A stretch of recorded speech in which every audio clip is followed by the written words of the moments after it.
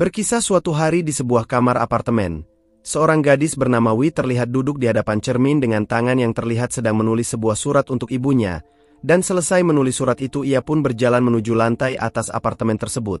Namun entah apa yang membebani pikirannya. Wi tiba-tiba nekat untuk mengakhiri hidup dengan melompat dari lantai atas apartemen tersebut.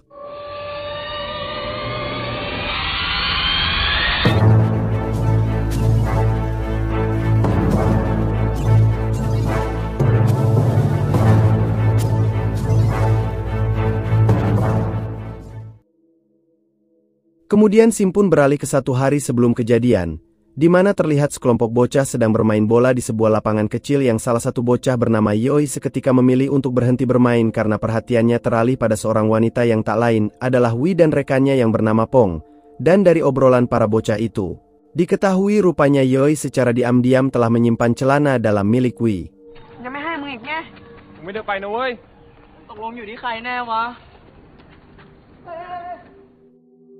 Malam harinya, ia yang hanya tinggal berdua dengan sang bibi pun terlihat gelisah memikirkan celana dalam yang disimpannya.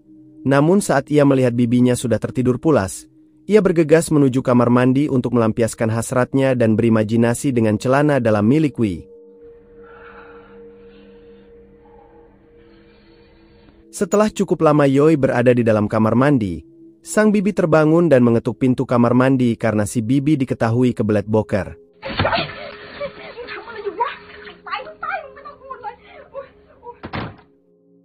Esok paginya, si bibi yang penjual makanan di sekitar apartemen terlihat kesal pada Yoi yang dianggapnya malas, di mana saat itu, si bibi meminta Yoi untuk mengantarkan makanan ke kamar Wi yang jelas pembuat Yoi semangat karena berpikir akan bertemu dengan wanita yang selama ini hanya menjadi imajinasinya. Namun ketika ia baru beberapa langkah dari sana, ia pun terkejut melihat sosok wanita idamannya tewas mengenaskan dengan gaun pengantin yang dipakainya.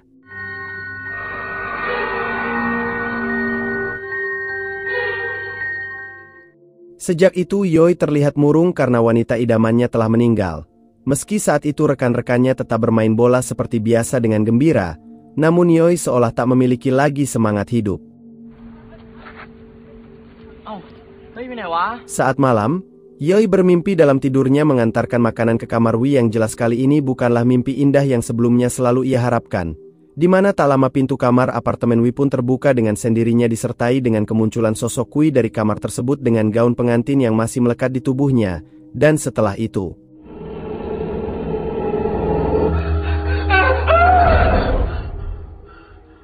saat terbangun dari mimpi buruknya itu, bocah itu pun akhirnya menyadari jika mungkin celana dalam itulah yang jadi penyebab ia terus dihantui oleh sosok Wi, hingga terpikirlah untuk mengembalikan celana dalam tersebut.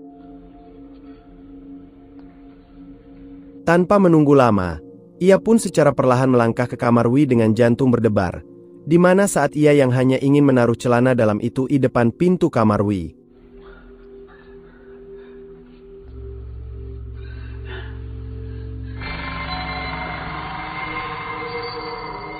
Terlihat sosok Wi yang muncul di hadapannya dan langsung menarik ia masuk ke kamar tersebut.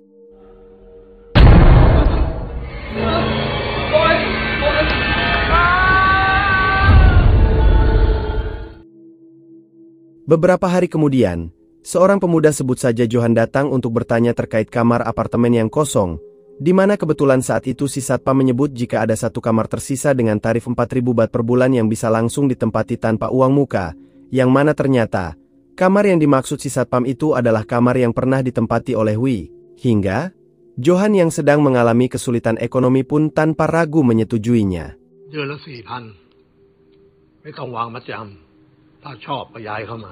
Diketahui jika Johan adalah seorang pelukis yang cukup handal dan piawai mengaplikasikan setiap kejadian yang ia lihat dalam lukisan yang dibuatnya.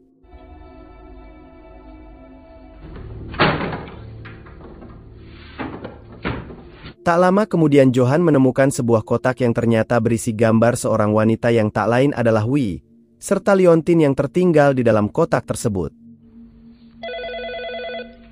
Beberapa saat kemudian si satpam menghubungi Johan untuk memberitahu jika paman Johan datang menemuinya, hingga Johan seketika langsung turun ke lantai bawah untuk menemui sang paman. Sampai di sana, sang paman yang dimaksud oleh satpam itu tak ada di sana, dan setelah menunggu lama, sang paman pun tak kunjung datang yang membuat Johan memutuskan untuk kembali ke kamarnya. ยังไงถ้าเขามาเนี่ยโทรตามผมอีกทีแล้วกัน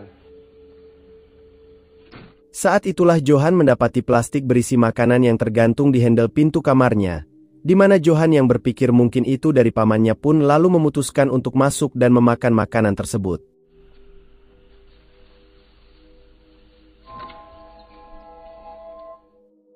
Ketika Johan memakan makanan tersebut, ia lalu memutuskan untuk berhenti memakannya setelah merasa makanan itu terasa aneh. Beberapa saat kemudian, Johan yang sedang memandang foto dirinya bersama kekasihnya pun tiba-tiba batuk dengan mengeluarkan darah. Dan setelah itu,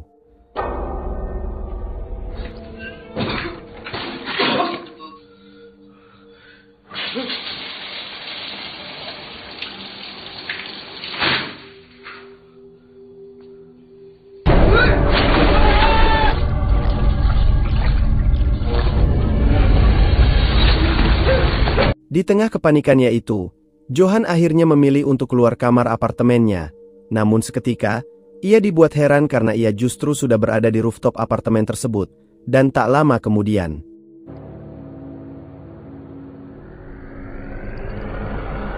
bersamaan dengan sosok tangan yang meraba Johan, ia pun diperlihatkan momen saat Wi mengakhiri hidupnya.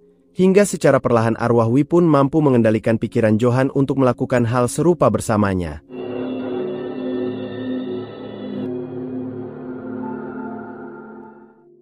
Kemudian scene beralih pada masa sebelum Wi memilih bundir.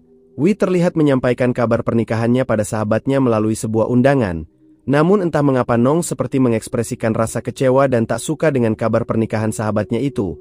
Hingga setelah ia menerima undangan tersebut, ia pun seperti sedang berpikir untuk merencanakan sesuatu. Tak lama kemudian, Nong membakar 3 lilin yang ia bentuk segitiga dengan beralaskan sehelai kain putih dengan corak aneh yang sepertinya akan melakukan ritual. Dan setelah itu Nong pun mengambil sebuah boneka serta meletakkannya tepat di tengah lilin dan sehelai kain putih tersebut. Di mana ia pun lalu meneteskan boneka santet itu dengan cairan merah seperti darah. Namun meski hal itu serupa dengan ritual santet, tak disebutkan untuk siapa Nong melakukan ritual itu.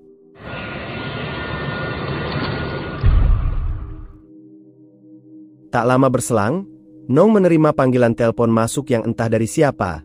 Namun Nong hanya terdiam ketika mengangkat telepon tersebut.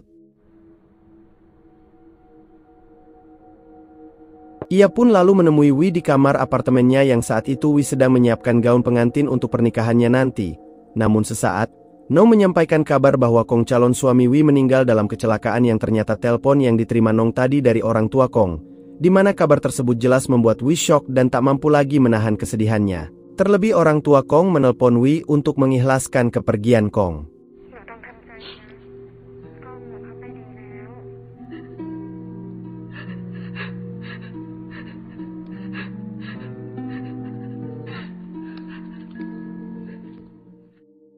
Nong lalu kembali ke kamar apartemennya dan meninggalkan Wi sendirian dengan kesedihannya usai tahu jika calon suami yang akan menikah dengannya telah meninggal. Di mana sesaat, Nong dibuat kaget ketika melihat Wi terbang melayang di hadapannya dan jatuh terhempas ke tanah yang memilih bundir.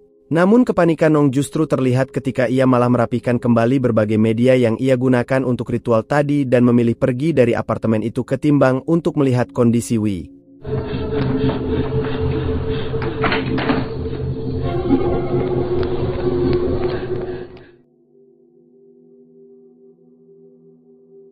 Saat dalam perjalanannya itulah, Nong menghubungi seseorang yang tak lain adalah Kong yang ternyata masih hidup, hingga jelaslah ada sesuatu yang sedang mereka rencanakan. Namun setelah menutup teleponnya, terlihatlah cairan merah di kaca mobil Nong disertai dengan kemunculan Wi yang mengejutkan hingga berakhir kecelakaan tragis yang menewaskan Nong.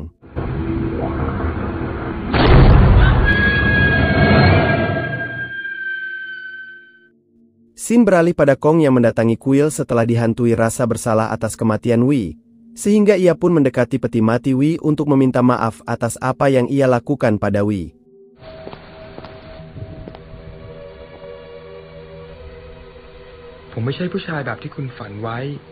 Sekilas kita akan diperlihatkan awal pertemuan Kong dengan Wei. Di sebuah acara, Hong melihat seorang gadis cantik yang tak jauh darinya dan segera ia dekati. Gimana ternyata, Wei adalah sahabat dari Nong di tempat kerjanya. Hingga setelah keduanya saling berkenalan dan semakin dekat, Wei mengajak Kong untuk ke kamar apartemennya. Dalam situasi yang hanya mereka berdua di ruangan itu, muncullah pikiran cabul dari Kong untuk mengadabah Wei. Namun Wei menolak melakukannya sebelum mereka resmi menikah yang justru ditanggapi sinis oleh Kong dengan menyebut jika Wei wanita kuno yang ketinggalan zaman.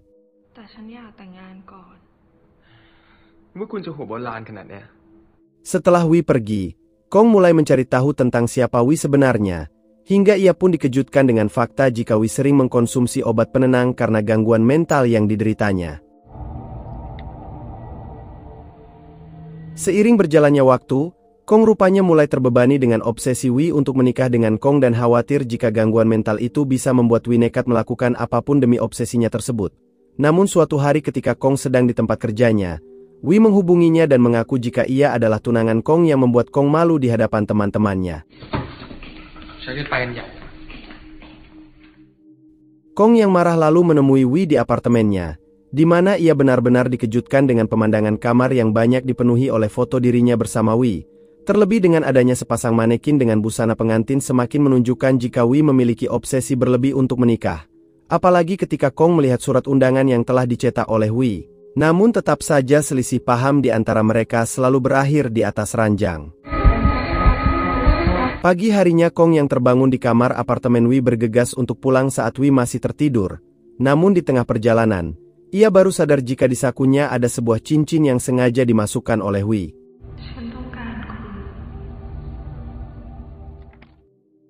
Pada akhirnya Kong pun meminta bantuan Nong untuk merekayasa kematian Kong agar Kong bisa terlepas dari Wei. Hal itu disebabkan karena Kong tak memiliki perasaan sedikit pun pada Wei. Dan terungkaplah alasan dibalik kebohongan yang dilakukan oleh Nong kepada Wei yang berujung dengan Wei yang nekat untuk memilih bundir. Sin pun kembali ke masa sekarang tepat saat Kong berada di hadapan peti mati Wei yang terus mengucapkan permintaan maaf atas apa yang telah ia lakukan pada Wei. Di mana saat itu, Kong teringat dengan permintaan terakhir Wei untuk dipakaikan cincin di jari manisnya, namun tepat saat ia ingin melakukannya, tiba-tiba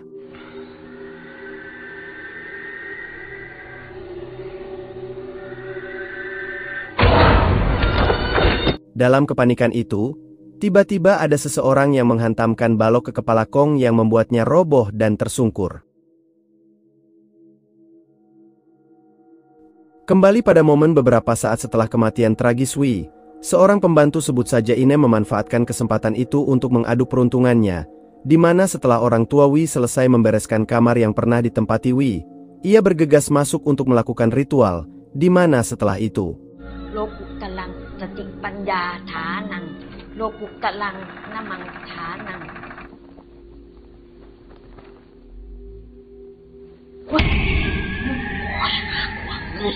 ia pun terkejut saat melihat Bibi Oi tiba-tiba sudah berada di ruangan itu bersamanya yang rupanya ingin melakukan hal serupa yang Inem lakukan dengan membawakan makanan kesukaan Wei semasa hidupnya, dengan harapan permintaannya bisa dikabulkan.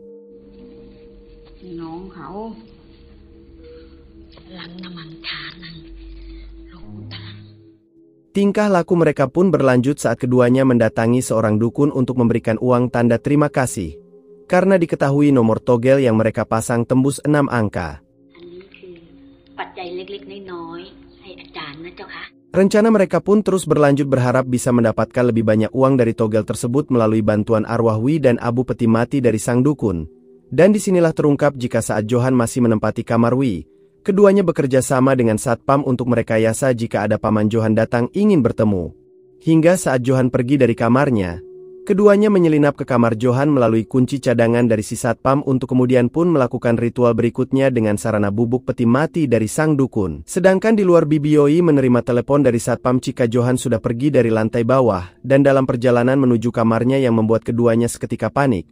Di mana Inem rupanya bersembunyi terus memperhatikan Johan yang sedang memakan makanan yang mereka bawa untuk persembahan. Di mana setelah itu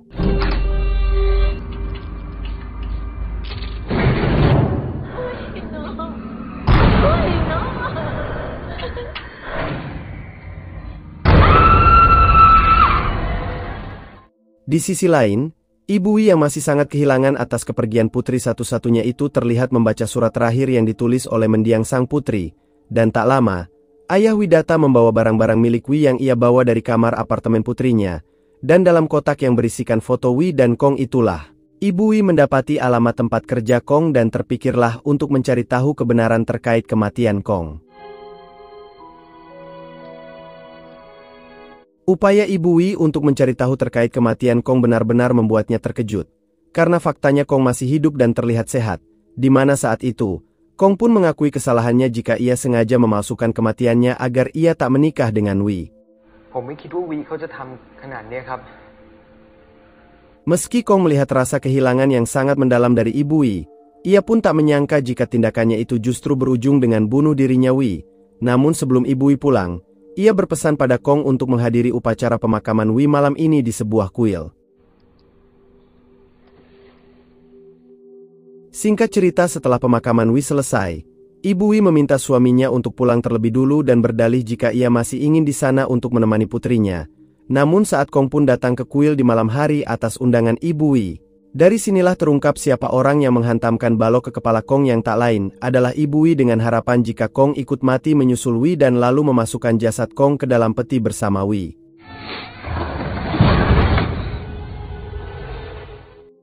Beberapa waktu berlalu tepat di hari pernikahan Wi dan Kong yang telah ditentukan. Seorang pria sebut saja Komar yang membuat gaun pengantin acara pernikahan Wi pun datang. Terlebih kedatangannya di sana untuk menghadiri acara pernikahan yang diadakan secara gaib tersebut. Mengingat kedua mempelai tak ada di sana karena Wi benar-benar menginginkan pernikahan itu. Dari rekannya lah Komar pun mengetahui fakta mengejutkan terkait kematian Wi yang nekat mengakhiri hidupnya setelah mendengar Kong tewas dalam sebuah kecelakaan. Namun faktanya, kematian Kong itu hanyalah rekayasa. Mendengar hal itu, merasa prihatin dengan nasib tragis yang dialami Wi hingga ia pun menawarkan dirinya untuk menggantikan peran mempelai pria, di mana hal itu bisa membuat pernikahan tersebut berjalan dan berharap bisa seperti apa yang diharapkan Wi. Dan walau pernikahan itu terlihat tak lazim, proses pernikahan Wi itu tetap berlangsung layaknya pernikahan pada umumnya dengan dihadiri para tamu dan prosesi pernikahan seperti biasa.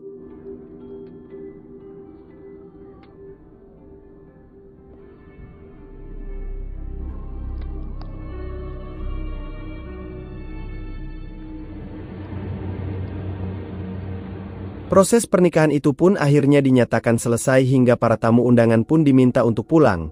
Sedangkan Komar dan Wi terlihat memasuki kamar apartemen Wi. Kemudian scene beralih pada seorang detektif kepolisian bernama Supri yang dihubungi oleh atasannya karena diketahui jika kasus kecelakaan Nong yang ditanganinya belum juga menemui titik terang.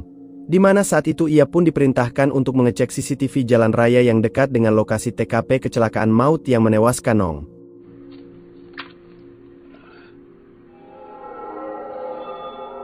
Setelah Supri memeriksa CCTV tersebut, ia pun terkejut saat melihat sosok bayangan yang melayang tepat sebelum kejadian kecelakaan Nong itu, dan tak lama kemudian, terdengar panggilan telepon masuk ke HP Nong dari nomor tak dikenal, yang ternyata. Halo? Iya. Seketika ia pun terkejut dan langsung melemparkan HP Nong saat mendengar suara teriakan dari panggilan tersebut, dan setelah panggilan itu berakhir, ia pun coba untuk memeriksa riwayat panggilan di HP Nong itu yang kecurigaannya mengarah pada nama Kong karena nomor itulah yang paling sering menghubungi Nong hingga ia pun memutuskan untuk mendatangi kantor Kong. Sampai di sana, ia pun sempat melihat sebuah mobil yang dikendarai oleh seorang wanita keluar dari kantor. Namun saat masuk ke kantor, petugas resepsionis kantor pun menyebut jika Kong sudah tak masuk kantor. Hingga ia pun akhirnya menghubungi Ibu Wi untuk menanyakan terkait Kong, namun tetap saja berakhir buntu. Di tengah tekanan dari atasannya yang menganggapnya tak becus dalam menangani kasus itu, ia pun berinisiatif untuk mendatangi kuil tempat di mana Wi dimakamkan. Hingga di sanalah ia melihat sebuah mobil yang terparkir yang akhirnya ia pun tahu jika itu mobil milik Kong dan segera mencarinya ke dalam kuil.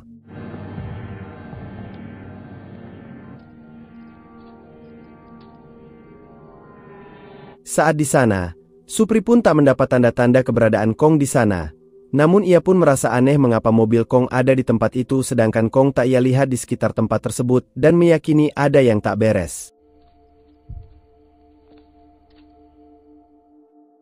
Ia pun lalu mencoba untuk mendatangi prosesi pemakaman Wi dan masih mendapati mobil milik Kong yang terparkir di tempat yang sama. Dan di sanalah ia melihat gerak-gerik mencurigakan Ibu Wi. Terlebih kecurigaannya semakin kuat saat Ibu Wi tak mengizinkannya untuk memeriksa mobil Kong. คุณยังจะมาเอาอะไรกับพวกเราอีก Dalam hal ini sebuah fakta berusaha untuk mereka sembunyikan dari Supri terkait keberadaan Kong. Yang sebenarnya Ayah Wi tahu jika istrinya lah yang telah menghilangkan nyawa Kong dan menyimpan jasadnya bersama jenazah Wi di dalam peti mati sebagai bentuk balasan untuk Kong sekaligus ingin memastikan kebahagiaan anaknya bahwa kini putri mereka berada bersama pria yang dicintainya. Hingga akhirnya, Supri pun pergi meninggalkan kuil tersebut.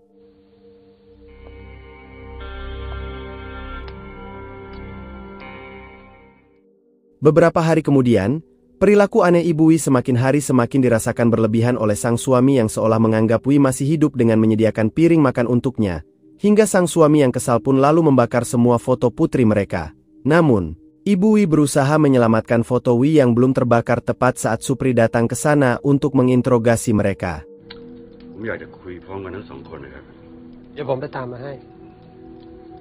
Saat Ayah Wi memanggil istrinya, terjadi pertengkaran antar keduanya karena Ibu Wi menganggap jika mereka tak bisa menjaga dengan baik putri mereka.